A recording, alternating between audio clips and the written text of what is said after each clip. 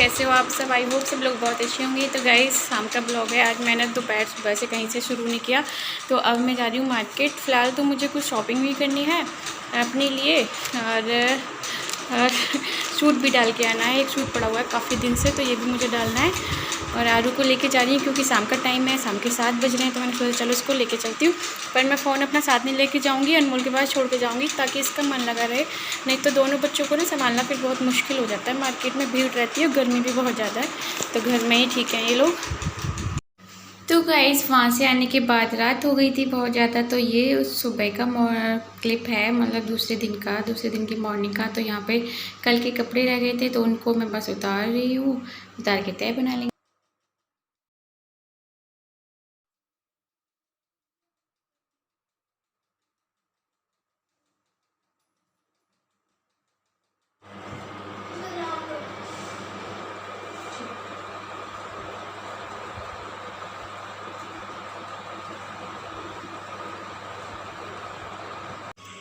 तो यहाँ पे ना मैंने कुछ न्यू बेडशीट मंगाई थी, उनको वॉश करके रख दिया है। और कॉटन है तो काफ़ी अच्छी रहती है कॉटन ना समर सीजन में। और हाँ दोस्तों, प्लीज़ लाइक कर देना अगर वीडियो अच्छा लगता है, एंड शेयर भी कर देना।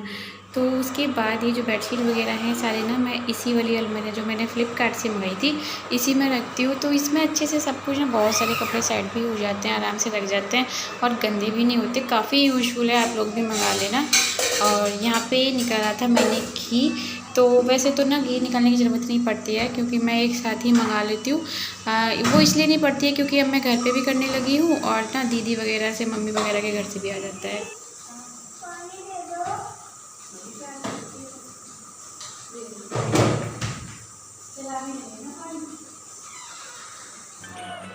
तो यहाँ आज ना मैंने थोड़ा फ्रीज की क्लीनिंग की थी। बहुत सारी बच्चों की दवाइयाँ इकट्ठी हो रही थी बहुत दिन की, तो वो भी मैंने सारी फेंकी। और थोड़ा सा मैंने सोचा देखो फ्रीज पे कपड़े मार लो। यहाँ देखो हमारा बॉडी बिल्डर कैसे घूम रहा है, पता ही नहीं इसको इतना खिला लो पिला लो, पता नहीं कहाँ जाता है कहाँ नहीं जाता, भगवान जाने।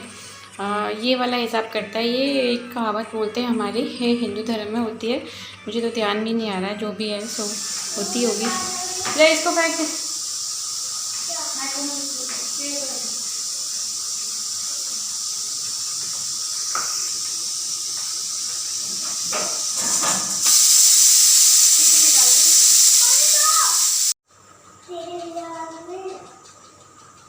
कहाँ जा रहा है तू? हैं?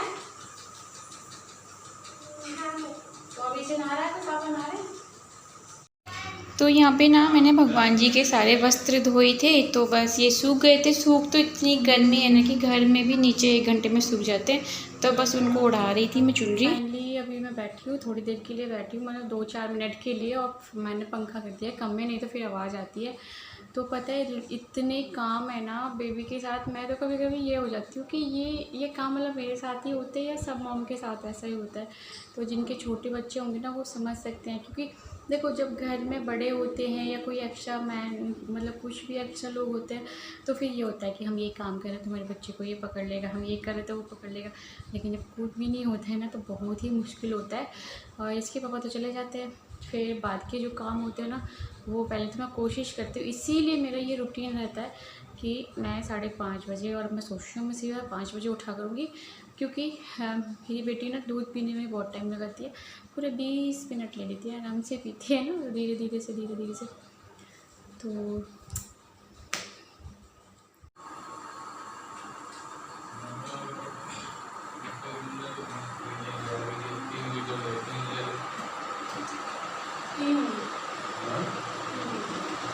वो भी बात नहीं है, ये भी बात नहीं है, तो उनसे क्यों नहीं ले रहे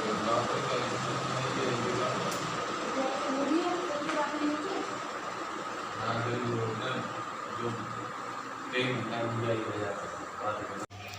तो यहाँ पे करने लगी मैं डस्टिंग। मैं पूरी कोशिश करती हूँ कि मेरे सारे काम ना जब तक ये हस्बैंड जाते हैं तब तक हो जाएं, पर पॉसिबल नहीं हो पाता है क्योंकि बहुत सारे काम ऐसे होते हैं जो मुझे बाद में करने होते हैं, जैसे कि पोछा लगाना। कुछ कपड़े ऐसे भी हो जाते हैं जो मुझे बाद में वॉश करना। किचन की क्लीनिंग, क्योंकि देखिए खाना तो मैं सुबह 5 बजे बना के नहीं रख रही थी ना, खाना तो ये रख जाएंगे कभी।